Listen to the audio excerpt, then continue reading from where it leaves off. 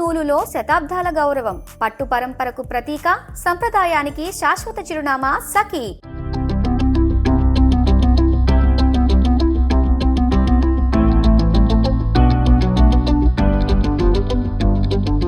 నమస్తే రమగారు. నమస్తే జయ. రమగారు, ఉగాది శుభాకాంక్షలు. ఉగాది శుభాకాంక్షలు జయ. మీకు కూడా సుమన్ టీవీ ప్రేక్షకులందరికీ ఉగాది శుభాకాంక్షలు.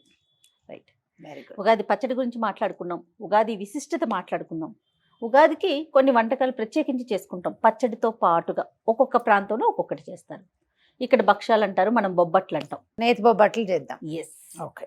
పండుగ అనగానే ఒక ఆధ్యాత్మిక భావన వస్తుంది కదా రమగారు. అంతే కదా. అన్నీ కూడా చాలా పవిత్రంగా ఉండాలి, స్వామి వారికి చక్కగా నివేదించాలి, స్వామికి అంతా మంచి జరగాలని కోరుకుంటాం. అంతే స్వచ్ఛతకి మారిపోయి నందిని నెయ్యి. ఓకే, నందిని నెయ్యి వాడేసి మీ ఇష్టం వచ్చినట్టు ధారాళంగా పోసేసి బొబ్బట్లు చేద్దాం. మీరు ఏదైనా వండేటప్పుడు ధారాళంగా ఉప్పు కారం వేసుకోవాలి. రుచిగా ఉండాలంటే నెయ్యో నూనె మనం ఏం వాడతామో ఆ వాడే పదార్థాన్ని విసురుగా వేస్తేనే కదా రుచి. మామూలు రోజుల్లో బోళ్ళంతా చేస్తాం డైటింగ్, పండగ రోజుల్లో డైటింగ్ ఎందుకు చేయటము? బాగా వండుకుని తినాలి, షడ్రసోపేతంగా ఓకే వండుకోవాలి. అందుకని నెయ్యి వేస్తే పోసేయండి, మరి కాస్త నూనె వేస్తే మరి కాస్త ఏం కాదు. తప్పకుండా. ఏంటి రమగారు ప్రాసెస్ చెప్పండి. శనగపప్పుతో బొబ్బట్లు, మహారాష్ట్ర అక్కడ కందిపప్పుతో కూడా చేసుకుంటారు. మా సత్యవతి వాళ్ళైతే బొబ్బరి పప్పుతో కూడా బొబ్బట్లు చేస్తారట. అది కొంచెం ఇబ్బంది పెడుతుందని నాకు డౌట్, అందుకని నేను అది పెట్టుకోలే. ఓకే, శనగపప్పు బొబ్బట్లు చేసుకుందాం. మామూలుగా శనగపప్పు ఉడకబెట్టడం, నానబెట్టడం, ఉడకబెట్టడం. ఎన్ని అవర్స్ అంటే ఎన్ని గంటలు నానబెట్టాలి? కనీసం 1 గంట నానబెడితే చాలు. శనగపప్పు శుభ్రంగా 2-3 సార్లు కడిగేసి ఒక 30 గంట అయినా సరే కాసి నీళ్ళు పోసి పక్కన పెట్టండి. కొంచెం నానింది మృదువుగా ఉడుకుతుంది, అంతకంటే ఏం లేదు. ఇది వరకటి రోజుల్లో ఏం చేసేవాళ్ళు కాదండి, కడిగేసి పొయ్యెక్కిచ్చేసేయటమే. అప్పటి పొయ్యిలు ఏమిటి, నిదానంగా మంట మీద కుంపట్లో ఉడికే బాగా ఉండేది. ఇప్పుడు మనది గ్యాస్ స్టవ్ కదా, రయ్యమని వచ్చేస్తుంది. కుక్కర్లో పెడితే క్షణాల్లో సీటీ వచ్చేస్తుంది. నిదానాలు లేవు కదా, అందుకని కొంచెం నానబెడితే 1 గంట నానబెట్టి తర్వాత కుక్కర్లో పెట్టిద్దాం. ఎలా చేయాలంటే ఇప్పుడు మనం 1 గ్లాసు చేయదలుచుకుంటే శనగపప్పు బాగానే వస్తాయి. 1 గ్లాసు శనగపప్పు అనుకోండి, ఏ గ్లాసు కొలైనా తీసుకోండి. అదే గ్లాసు బెల్లం 1 గడ్డ అంత మాత్రం వేయండి. పైన మీరు పంచదార కూడా వేసుకోవచ్చు, ఒకవేళ మీకు చాయిస్ ఉంటే 2 స్పూన్లు పంచదార వేసుకోవచ్చు, లేకపోతే 1 బెల్లం గడ్డ అంత ముక్క ఎక్స్ట్రా వేయటం. బెల్లము శనగపప్పు అక్కడి నుంచి దీనికి పైన తోపు పిండి పెట్టుకుంటాం కదా. మామూలుగా మనం ఏం చేస్తామంటే మైదా పిండితో చేసుకుంటాం ఎక్కువగా బొబ్బట్లు. పైన పూత మైదా పిండి పెడతాం. తెలంగాణలో ప్రత్యేకంగా భక్ష్యాలని గోధుమ పిండే పెడతారు. లాస్ట్ టైం మన ఛానల్లో బోల్డ్ వీడియోలు ఉన్నాయి, అన్ని ఛానల్స్లోనూ ఉన్నాయి బొబ్బట్ల తయారీ నేను చేసినవే. అప్పుడు మనం మైదా పిండితో చేసాం, ఈసారి గోధుమ పిండితోటి మరింత హెల్తీగా. పిల్లలు కూడా 1-2 తిన్నా పర్వాలా, మైదా అంత హెల్తీ కాదనుకుంటాం. మైదాతోటి వీలైనప్పుడు అప్పుడప్పుడు 1 ఇన్ ఎ వైల్ తినచ్చండి, అంత ముట్టుకోకూడని పదార్థం కాదు. కాకపోతే ఇక అదే పనిగా అదే తినద్దని అంతే. గోధుమ పిండితోటి చేసుకుందాం. ఏ కప్పు శనగపప్పు అనుకున్నామో దాంతో కనీసం 2 కప్పుల గోధుమ పిండి కలిపి పక్కన పెట్టుకోండి. గోధుమ పిండి కలిపేద్దాం. ఫస్ట్ పప్పు ఉడకబెట్టాలి. ఉడకబెట్టిన పప్పుని కొంచెం చల్లారనిచ్చి గ్రైండ్ చేసేయండి, మెత్తగా అవుతుంది పిండిలాగా. అప్పుడు బెల్లం కొద్దిగా కరగబెట్టి ఈ పిండిని అందులో పోసి బెల్లము పిండి ఈ శనగపప్పు పిండి బాగా కలిసి దాన్ని చిక్కగా గట్టిగా ముద్దయ్యేదాకా ఉడకనివ్వాలి. ఉడికిన తర్వాత అందులో కొంచెం ఏలక పొడి వేసి పక్కన పెట్టుకోండి. అది చల్లారాలి, ముద్దలు చేయాలి. ఈ లోపల మనం ఏం చేస్తామంటే గోధుమ పిండిని అందులో కొంచెం బియ్యపు రవ్వ, బొంబాయి రవ్వ వేయండి. ఈ మాత్రం ఓకే. 2.5 గ్లాసులు వేస్తాం కదా, 2 స్పూన్ల బొంబాయి రవ్వ వేసి చిటికెడు పసుపు, ఉప్పు వేసేసి కొంచెం నెయ్యి వేసి, ఇప్పుడు మనం నేతి బొబ్బట్లు చేస్తున్నాం కాబట్టి నెయ్యి వేసుకుంటున్నామండి. అది కూడా నందిని వారి నెయ్యి మన దగ్గర ఉంది. మీరు నూనె కూడా వేసుకోవచ్చు, నూనె వేసి కలుపుకోవటమే. నెయ్యి ఉంటే నెయ్యి బెస్ట్. కలిపి పక్కన పెట్టుకుంటామా. ఇప్పుడు ఈ పప్పు చల్లారి మనం పాకం చల్లారి ఉండలు చేసుకున్నాక కొంచెం గోధుమ పిండి తీసుకోవటం, ఇది అందులో పెట్టడం, కవర్ చేయటం, ఈజీగా ఒత్తేసి కాల్చేసుకోవటం. అది కూడా నెయ్యి వేసి కాల్చుకుంటే బాగుంటుంది. తర్వాత మనం తక్కువ నేతితో కాల్చామనుకో పక్కనే నెయ్యి పెట్టి నేతిలో ముంచుకుని తినచ్చు బొబ్బట్లు. అదే మనం ఏమంటాం భక్ష్యాలు. లేదా పాలల్లో ముంచుకుని తిన్నా కూడా బాగుంటుంది. మైదా పిండి అయితే పాలల్లో ముంచుకోలేము. గోధుమ పిండితో చేసినవి చిక్కటి పాలు రబడీ లాంటివి చేసి పక్కన పెడితే అద్దుకుని తింటే ఎక్సలెంట్ గా ఉంటుంది, చాలా బాగుంటుంది. తప్పకుండా. ఓకే, ఇప్పుడు చేసేద్దాం. శనగపప్పుని కడిగి నానబెట్టి పక్కన పెట్టుకుందాం. ఓకే అండి. గోధుమ పిండి కలిపేద్దాము. ఇందులో కాస్త నీళ్ళు పోయిందమ్మా. ఇంకేం పిండి వంటలు చేస్తారు అమ్మగారు? నేనా మామూలుగా ఉగాది అప్పుడు గారెలు, బూరెలు, Okay. పాయసము, పులిహోర, బొబ్బట్లు, సొజ్జప్పాలు లాంటివి ఇవే ఎక్కువగా చేసుకుంటాం. చక్కెర పొంగల్ చేసుకుంటాం, చక్కెర పొంగల్. రవ కేసరి ఒకటి చేస్తాము. నెక్స్ట్ టైం నేను రవ కేసరి డిఫరెంట్గా చేస్తాను, మామూలుగా మనం చేసేది కాకుండా కొంచెం కొత్త రకంగా చేసి చూపిద్దాం. తప్పకుండా. 2 గ్లాసులు గోధుమ పిండి, ఇందులో కొద్దిగా బొంబాయి రవ, ఓకే ఓకే, ఒక చిటికెడు పసుపు, చాలు కదా. పండి ఇంకొంచెం వేయచ్చు, చాలు. ఒక చిటికెడు ఉప్పు ఓకే వేసి కొద్దిగా నెయ్యి వేసి, ఒక స్పూన్ నెయ్యి వేయండి చాలు. స్పూను 2 స్పూన్ల నెయ్యి వేసి పిండి కలిపేసుకుందాము. కొద్దిగా గోరువెచ్చటి నీళ్ళతోటి కనుక కలిపితే ఈ పిండి బాగా సాగుతుంది. మీకు ఈ నీళ్ళ కొలత కూడా కావాలంటే ఒక గ్లాసు అలా పడతాయి నీళ్లు, గ్లాసు బాతిగా పడతాయి. అలా కొలత పెట్టుకోవద్దు, సుమారుగా మనం సుమారుగా చూసుకోవాలి. మన గోధుమ పిండి కంటే మన రొట్టెల పిండి కంటే కొంచెం లూజ్గా ఉండాలి. ఎంత నానితే అంత బాగా వస్తుంది అనమాట. దీన్ని ఇది కొంచెం జిగురుగా ఉంది కదా, కొద్దిగా నెయ్యి దీని మీద స్ప్రెడ్ చేసి పక్కన పెట్టేసి దీన్ని మూత పెట్టి పక్కన పెట్టేద్దాం. ఒక గంట సేపు వదిలేస్తే కనీసము బాగుంటుంది. మీరు 2-3 గంటలు నాననిస్తే మరీ బాగా కుదురుతుంది. మీ టైం ప్రకారం మొదట ఇది కలిపేసేయాలన్నమాట. ఓకే, మూత పెట్టి పక్కన పెడదాం. గోధుమ పిండి మూత పెట్టి పక్కన పెట్టాం. ఇందాక నానబెట్టిన శనగపప్పుని కుక్కర్లో పెట్టాము. ఒక 6 విజిల్స్ తప్పించి దాని ప్లేట్లో పోసేసాం. నీళ్లు వంచేసేయాలి, ఎక్కువ నీళ్లు ఉంచకూడదు. ఒకవేళ మీకు నీళ్ళ కొలత అనుమానం ఉంటే ఏ గ్లాసు శనగపప్పు తీసుకున్నామో దాంతో 2 గ్లాసులు నీళ్లు పోస్తే చాలు. ఓకే, 6-7 విజిల్స్ రప్పిస్తే ఇది పప్పు షేప్ ఉంటుంది కానీ మెత్తగా అయిపోతుంది. చూడు, అవునండి కదా. 2-3 పద్ధతులు ఉన్నాయి. మనం సింపుల్ గా ఏం చేద్దామంటే ఈ ఆరిపోయిన పప్పుని చక్కగా మిక్సీలో వేసేసి మెత్తగా పిండి చేసేద్దాం. ఓకే ఓకే, ఈ లోపల నువ్వేం చేస్తావంటే మూకుడు పెట్టి బెల్లం పెట్టుకుందాం. ఇది 1 గ్లాసు పప్పు కదా, గ్లాస్ మీద ఒక ఇంత బెల్లం ఎక్స్ట్రా వేసుకుందాం. ఎందుకంటే చప్పగా అయిపోతుంది గోధుమ పిండి వల్ల. ఓకే, ఇది గ్రైండ్ చేసేద్దాము. ఇది మెత్తగా గ్రైండ్, ఎంత మృదువుగా చేస్తే మనకి భక్ష్యాలు అంత సాఫ్ట్ గా వస్తాయి. దీంట్లో బద్దలు ఉండకూడదు. ఓకే, ఇది మిక్సీ చేసుకునే లోపు మనం పాకం పెట్టుకుందామా? మనం ఒక కప్పు మీద కొంచెం అని చెప్పాం కదా, కరెక్ట్ గా మీరు ఏ కొలత చేస్తే ఆ కొలత. 1 స్పూను నీళ్ళు వేసాను అంతే, ఊరికే. అది కొంచెం తడి జస్ట్ మనం అది వేసే లోపల, పప్పు వేసే లోపల ఇది నల్లబడిపోకుండా ఉండడానికి అంతే.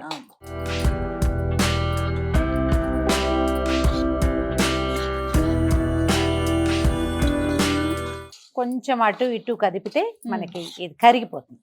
1 స్పూన్ పంచదార వేసుకుంటే ఈ ప్రాసెస్ స్పీడప్ కూడా అవుతుంది అనమాట. ఒకవేళ కావాలంటే మీకు అభ్యంతరం అయితే వేసుకోవద్దు, లేదనుకుంటే ఇది కొంచెం కరగంగానే ఇది మనకి బెల్లం చూసుకోండి.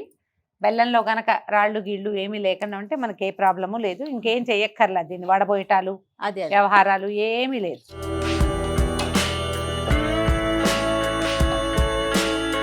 ఇంట్లో 1 స్పూన్ నెయ్యి వేస్తాను. బెల్లం చాలా పెద్ద పాకం రావాలన్న ఆలోచన ఏం చెయ్యక్కర్లేదు, జస్ట్ కరిగితే చాలా. మన దగ్గర ఇది వరకు ఏం చేసేవాళ్ళం అంటే అలా కూడా చేసుకోవచ్చు. పప్పు బెల్లము కలిపి ఉడికించటము, పాకం వచ్చాక తీసేసి బాగా కుమ్మేసేయటం, దాన్ని అవసరమైతే గ్రైండ్ చేసుకోవటం చేసేవాళ్ళం. ఆ పాకం గ్రైండ్ చేయకుండా నేను ఈ పని చేస్తాను అనమాట. నెయ్యి వేయగానే ఎంత కమ్మటి వాసన, బెల్లానికి నెయ్యి తగిలేసరికి చూడండి.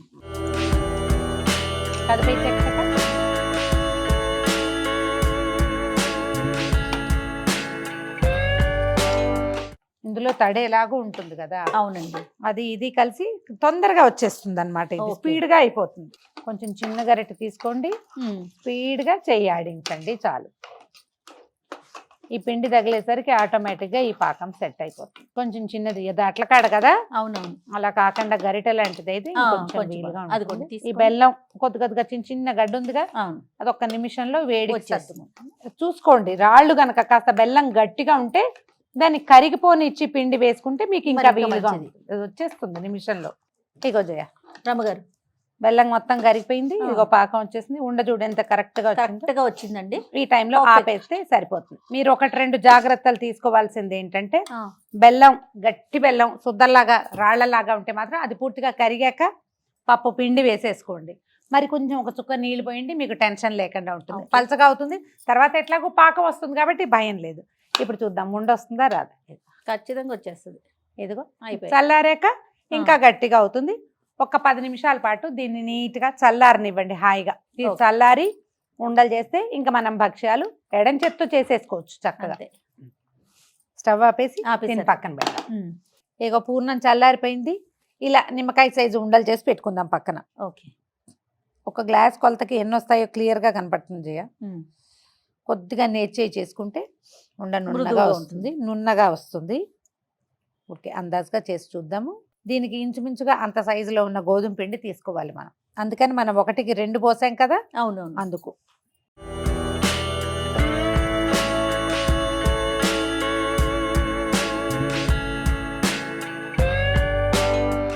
ఉండలు చేసేసాము పూర్ణం. అవునండి. ఇగో గోధుమ పిండి దీని సౌందర్యం ఎలా ఉందో చూద్దాం. చక్కగా సాగుతుంది చూడు. మెత్తగా ఉంటే చకచక అయిపోతాయి.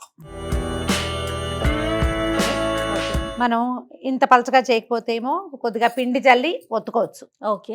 ఇప్పుడు మనం కొంచెం లూజ్గా చేసాం, కాస్త నెయ్యి తగిలిచ్చాం కదా, కొద్దిగా నెయ్యి వేసి నిదానంగా ఒత్తేసుకుంటే కాల్ చేసుకోవచ్చు. ఆల్రెడీ నెయ్యి వేసి ఉంచాం కదా, చూడ అతుక్కోవట్లేదు, ఈజీగానే వచ్చేస్తుంది.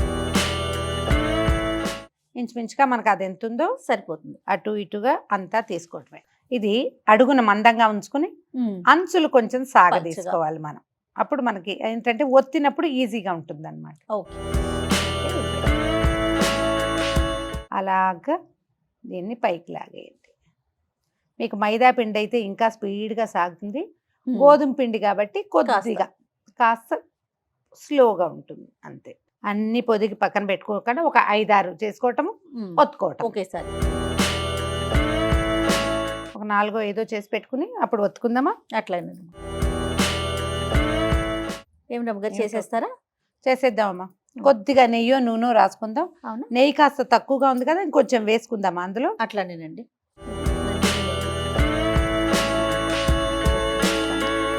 మీరు చేతితోటైనా ఒత్తుకోవచ్చు, కర్రతోటైనా ఒత్తుకోవచ్చు. అవును. ఇది ఉండే పలచదనాన్ని బట్టి ప్లాన్ చేసుకోండి అంతే. మంచి రిచ్ ఎల్లో కలర్ ఉంది కదా జయ. అవును రమ్మగారు. వాసన కూడా ఎంత బాగుందో. ఇగో ఇలాగే వచ్చేస్తుంది. మనం చూడు తీయగలుగుతున్నా, చేత్తోనే వచ్చేస్తుంది. మనం మైదా పిండితో చేస్తే ఏం చేస్తాము, అరిటాకు మీద కానీ కవర్ మీద కానీ అవును, చేసుకుంటాం వేస్తాం కదా. మనం ఇది రాతి మీద చేసుకోవచ్చు, అంత చేత్తోనే. పెద్ద ఇబ్బంది ఏం లేదు, చేసుకోవచ్చు. మీరు ఇది ఇంకా కొంచెం డ్రైగా కలుపుకుంటే పిండి బాగా ఇలా దీన్ని చుట్టూతా వచ్చేలాగా కూడా పెద్దవి చేసేసుకోవచ్చు. దీన్ని పై పిండి తాలూకు పలచదనము గట్టితనంతో ఈ ఒత్తుకునే సులువు కనపడుతుంది మనకి. నెయ్యి వేసుకోండి. చేతితో ఒత్తచ్చు,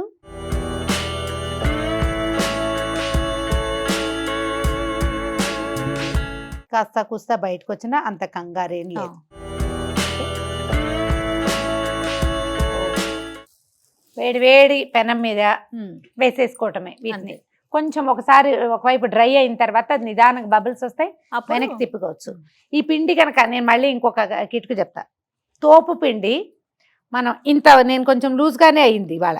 ఇంకా కొంచెం గట్టిగా అయితే మీకు చపాతీకి ఎట్లా పైన బబుల్స్ వస్తాయి అలా వచ్చేస్తాయి దీని మీద. ఇది ఒక్క రవ్వ పలచగానే ఉంది ఈ పూట. మళ్ళీ ఇప్పుడు రిపేర్ ఎందుకు, దీన్ని ఇలా కూడా చేసుకోవచ్చు. నీకు ఎలా అయినా అది క్లాస్గా రావడం ఇంపార్టెంట్ అంతే. డ్రై అయిపోయింది వెనక్కి తిప్పు. అన్ని పక్కల నుంచి కదిపి తీసుకోవాలి. 2 సైడ్స్ కొంచెం కాలేక అప్పుడు మనం నెయ్యి వేసి కాల్ చేసుకోవాలి. మనకి మైదాకి దీనికి తేడా ఏంటంటే మైదా అంచుల వెంబడి లావుగా వస్తుంది, ఇది ఈవెన్ గా వస్తుంది, స్ప్రెడ్ అయిపోతుంది అన్నమాట. ఇది మీరు కావాలంటే అరిటాకు మీదో ప్లాస్టిక్ కవర్ మీదో అలా కూడా చేసి వేసేసుకోవచ్చు. ఇప్పుడు తిప్పు వెనక్కి. ఇప్పుడు నెయ్యి వేసుకుందాం.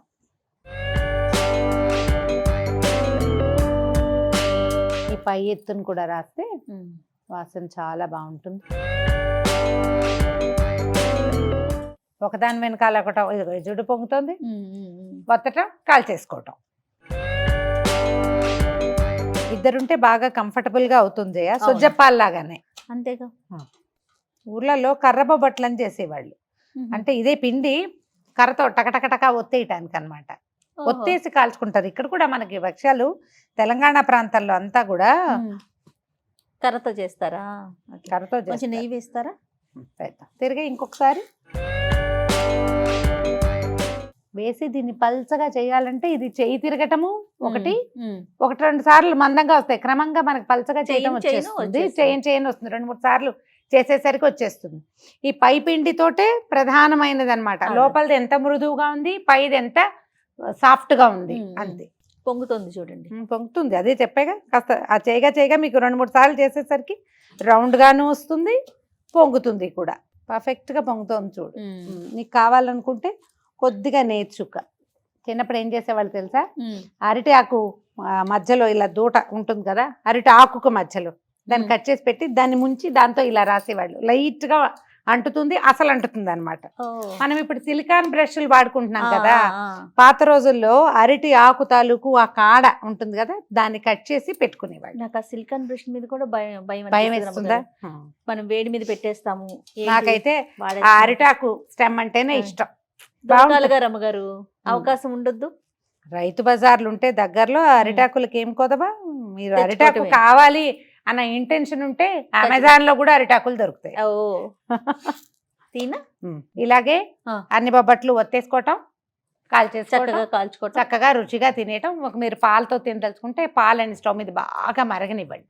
కొంచెం పంచదార, ఏలక పొడి, కుంకుమ పువ్వు. ఏలక పొడి అంటే గుర్తొచ్చింది, పూర్ణంలో మనం ఇందాక ఏలక పొడి వేసాం కానీ ప్రేక్షకులకు చెప్పలేదు.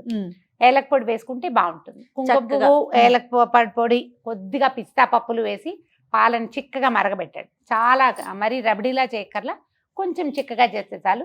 అది పక్కన పెట్టి ఈ బొబ్బట్లు చేతికిస్తే బొబ్బట్టు అందులో ముంచుకుని తింటే మాకు బాగుంటుంది. ట్రై చేసి ఉదయమే పచ్చడి చేసేసుకొని తర్వాత మనకి ఇష్టమైన పదార్థాలు పదార్థాలు చేసుకుని ఆ దేవుడి ముందు పెట్టి, ఇష్టమైన దైవం ముందు పెట్టుకొని ఒక నమస్కారం పెట్టి అందరం బాగుండాలి, అందులో మేము ఉండాలని కోరుకుంటూ ఈ ఉగాది పండుగని చాలా చక్కగా, ఆనందంగా, సంతోషంగా జరుపుకోండి. మరి ప్రేక్షకులందరికీ మరొక్కసారి ఉగాది శుభాకాంక్షలు. శుభాకాంక్షలు.